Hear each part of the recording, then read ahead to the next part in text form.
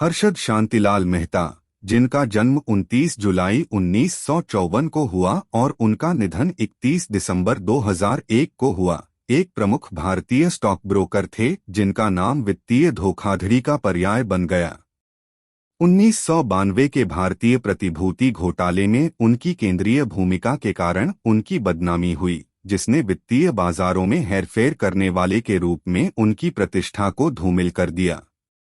मेहता को अपनी गतिविधियों के संबंध में कुल 27 आपराधिक आरोपों का सामना करना पड़ा, लेकिन अंततः उन्हें उनमें से केवल 4 में ही न्याय मिला। दुखद बात यह है कि 2001 में 47 साल की उम्र में अचानक दिल का दौरा पड़ने से उनका निधन हो गया। उनके निधन से भारतीय वित्तीय इतिहास में एक उथल-पुथल भरे और विवादास्पद अध्याय का अंत हो गया। मेहता के खिलाफ आरोप एक व्यापक स्टॉक हेरफेर योजना के इर्द गिर्द घूमते हैं जो उन्होंने कथित तौर पर आयोजित की थी।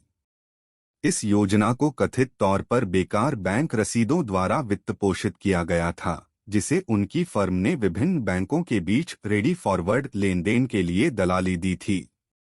संक्षेप में, मेहता पर एक जटिल वित्तीय जाल का मास्टरमाइंड करने का आरोप लगाया गया था जिसने स्टॉक की कीमतों को कृत्रिम रूप से बढ़ाया और बाजार में निवेशकों को आकर्षित किया। मेहता की कपटपूर्ण गतिविधियां परिणाम से रहित नहीं थीं।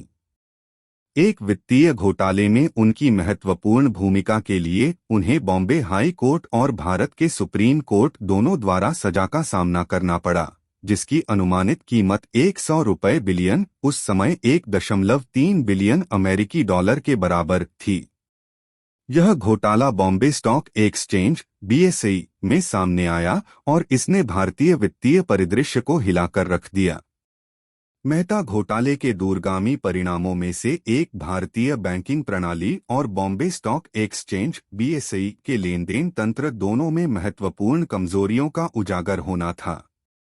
मेहता की हेराफेरी की दुस्साहसी प्रकृति ने इन महत्वपूर्ण वित्तीय संस्थानों को नियंत्रित करने वाले नियामक ढांचे में अंतराल और कमजोरियों को उजागर किया। मेहता घोटाले और इससे उजागर हुई गंभीर कमियों के जवाब में देश के प्राथमिक प्रतिभूति बाजार नियामक भारतीय प्रतिभूति और विनिमय बोर्ड (सेबी) ने नए नियमों और विनियमों की एक श्रृंखला लागू की। इन उपायों का उद्देश्य वित्तीय प्रणाली में पहचानी गई खामियों को दूर करना और सुधारना है, जिससे धोखाधड़ी वाली गतिविधियों और चालाकीपूर्ण योजनाओं के खिलाफ इसकी लचीलापन बढ़ सके। मेहता के कार्यों से जुड़ी कानूनी गाथा 9 साल की कठिन अवधि तक फैली रही। इस पूरे समय के दौरान वह अपने विरुद्ध लगाए गए आरोपों से संबंधित विभिन्न कानूनी लड़ाइयों और कार्यवाहियों में उलझे रहे। हालांकि 2001 के अंत में जब उन्हें दिल का दौरा पड़ा तो उनका जीवन दुखद रूप से समाप्त हो गया। हर्षद मेहता की विरासत एक जटिल और विवादास्पद है।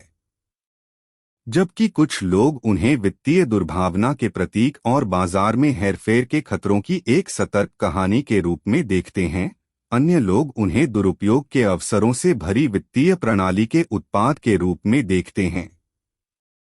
किसी के दृष्टिकोण के बावजूद उनका नाम भारतीय इतिहास के सबसे महत्वपूर्ण वित्तीय घोटालों में से एक के साथ जुड़ा हुआ है। हर्षद मेहता की कहानी वित्तीय बाजारों की अखंडता को बनाए रखने में मजबूत वित्तीय विनियमन और निरीक्षण के महत्व की याद दिलाती है। यह ऐसे घोटालों की पुनरावृत्ति को रोकने और निवेशकों और व्यापक अर्थव्यवस्था के हितों की रक्षा के लिए निरंतर सतर्कता और नियामक अनुकूलनशीलता की आवश्यकता पर प्रकाश डालता है।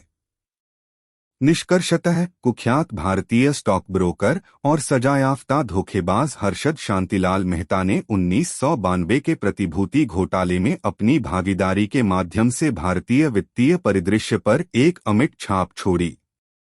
हालांकि उन्हें कई आपराधिक आरोपों का सामना करना पड़ा, लेकिन 47 साल की उम्र में दिल का दौरा पड़ने से उनकी असामयिक मृत्यु से पहले उन्हें केवल 4 में दोषी ठहराया गया था।